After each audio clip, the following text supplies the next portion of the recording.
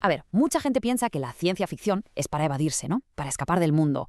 Pero, ¿y si en realidad es justo lo contrario? ¿Y si es la mejor herramienta para entenderlo? Pues de eso va esto. Vamos a ver cómo esas historias que parecen fantasías futuristas, en el fondo, son un espejo, y uno muy, muy preciso de nuestro presente.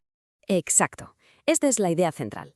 Al final, la buena ciencia ficción no va de naves espaciales ni de marcianitos, va de nosotros, de cómo pensamos, de por qué obedecemos y sobre todo de cómo a veces, sin darnos ni cuenta, entregamos nuestra propia libertad creyendo que eso es el progreso. Vale, este va a ser nuestro recorrido de hoy. Empezaremos viendo por qué la ciencia ficción es ese espejo de advertencia. Después nos meteremos de lleno en cómo se programa nuestra realidad para luego pasar a esa pregunta tan peliaguda, la cuestión posthumana. Veremos algunas predicciones que son para alucinar y para terminar, la parte más importante, que nosotros escribimos el final. Pues vamos al lío. A ver, lo que hace que estos autores parezcan profetas no es que tuvieran una bola de cristal, ni mucho menos. Es que entendían de verdad la naturaleza humana. Se dieron cuenta de algo fundamental. La tecnología no nos cambia, solo amplifica lo que ya somos, nuestros impulsos más básicos. Y aquí entramos en un tema tela, nuestra realidad programada. Vamos a ver dos formas de control social que son radicalmente distintas. Una es la del miedo, la opresión de toda la vida. La otra es mucho más sutil, porque se basa en nuestra propia distracción, en algo que elegimos nosotros. Y aquí lo tenemos, el dilema clave. Por un lado, Orwell, que se imagina un control por la fuerza, un estado totalitario que te prohíbe las cosas, que te vigila. Y por el otro, Huxley, que pensó en algo totalmente diferente, un control que aceptamos con los brazos abiertos a cambio de placer, de entretenimiento sin fin. La gran pregunta es, ¿cuál de estas dos visiones se parece más a nuestro mundo actual? Es que si nos paramos a pensar en el mundo de Orwell, tela. El Gran Hermano ya no es ciencia ficción. Vivimos literalmente rodeados de cámaras, reconocimiento facial, sistemas que recopilan nuestros datos. El Ministerio de la Verdad es la definición perfecta de la era de las fake news y la propaganda digital. Y la neolengua, bueno, solo hay que encender las noticias para ver esos eufemismos políticos que intentan suavizar realidades que son bastante crudas. La verdad da un poco de yuyú lo familiar que suena todo. Pero es que luego está Huxley, y esto es casi peor. Su famosa droga, el soma, esa pastilla para no sentirte mal, ¿acaso no es el reflejo de la dopamina digital que buscamos con cada like, con cada notificación? Es un entretenimiento constante que nos mantiene anestesiados. Y lo de la ingeniería genética que él escribió en 1932, en el 32, es que es el debate ético que tenemos ahí sobre la mesa con el CRISPR y los bebés de diseño. Huxley nos advirtió de esto, de una sociedad que con tal de ser feliz, sacrifica la verdad. Y para rematar, llega Ray Bradbury y le da una vuelta de tuerca más a todo este debate. Su punto es brutal. No hace falta que el gobierno queme los libros si la gente por su propio pie elige no leerlos. Si preferimos vivir enganchados a las pantallas, al ruido constante, es que la ignorancia puede ser una elección, una que no te imponen, si lo que la eliges tú, por esa necesidad de estar entretenido 24/7. Bueno, y con esto entramos en otro tema fascinante, la cuestión poshumana, porque la tecnología ya no solo está cambiando cómo vivimos en sociedad, está desafiando la propia definición de ser humano. La pregunta es, ¿dónde acaba la humanidad y dónde empieza la máquina? ¿Qué es lo que de verdad nos diferencia de una IA súper avanzada?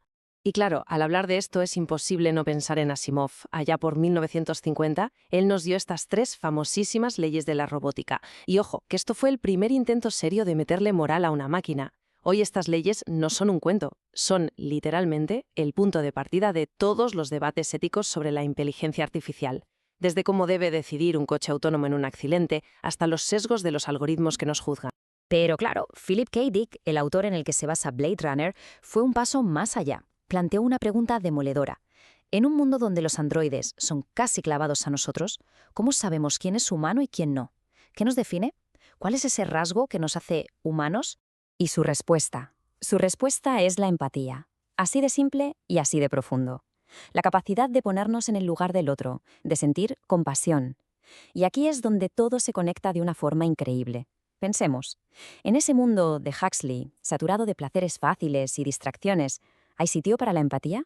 ¿O por el contrario, esa búsqueda constante de estímulos nos aísla y, paradójicamente, nos va deshumanizando poco a poco?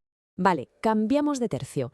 Ahora vamos a ver algunas predicciones que no son tan filosóficas, pero que son tan precisas que de verdad asustan un poco. No hablamos de ideas abstractas, no. Hablamos de tecnologías y de cosas que son literalmente nuestro día a día. A ver, esto es alucinante. Estamos en 1888. 1888, un mundo donde la mayoría de la gente ni siquiera tenía electricidad en casa. Y va este señor, Edward Bellamy, y describe un sistema donde la gente paga con tarjetas de crédito, sin dinero en efectivo. Es que visualizó los pagos digitales más de 130 años antes de que Bizum y las tarjetas contactless fueran lo más normal del mundo. Es increíble. Y bueno, de lo serio pasamos a la genialidad y el humor cósmico de Douglas Adams. En su famosa Guía del autoestopista galáctico se inventó el pez de Babel, un bichejo que te metes en la oreja y ¡hala!, entiendes cualquier idioma al instante. En su momento sonaba una locura divertidísima, pero una locura al fin y al cabo. Pero, ¿qué tenemos hoy en día? Pues auriculares y aplicaciones que, sin ser un pez, hacen exactamente eso: traducción en tiempo real. De hecho, a los primeros cacharros de estos que salieron, la gente los llamaba directamente el pez de Babel. Es que Douglas Adams, a través del humor, se adelantó décadas a una tecnología que ahora cualquiera de nosotros lleva en el bolsillo. Y todo esto nos lleva al punto final, y para mí, el más importante. Porque todas estas visiones, las que dan miedo y las que son alucinantes, no son profecías, no es un destino inevitable. Son mapas. Mapas que nos dejaron estos autores llenos de advertencias, como señales de tráfico que nos dicen: ojo con este camino, que es peligroso. Y esta frase de otro genio, H.G. Wells, creo que lo clava. La civilización es una carrera entre la educación y la catástrofe. Es que resume perfectamente dónde estamos ahora mismo. Tenemos el conocimiento, tenemos las advertencias de todos estos libros. La elección entre usar ese conocimiento para mejorar o para irnos directos al desastre. Esa elección es nuestra.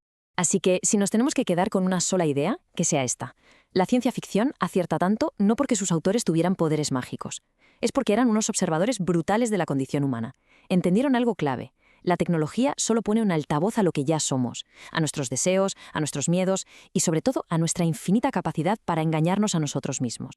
Y con esto terminamos, con una pregunta que queda en el aire. El futuro ya ha sido imaginado de 1000 maneras, desde las más oscuras a las más brillantes. Pero que no se nos olvide: sigue estando en nuestras manos. Si algo nos enseñan todas estas historias es que el futuro no está escrito. Puede ser tan increíble o tan desolador como decidamos construirlo. Y esa construcción empieza hoy.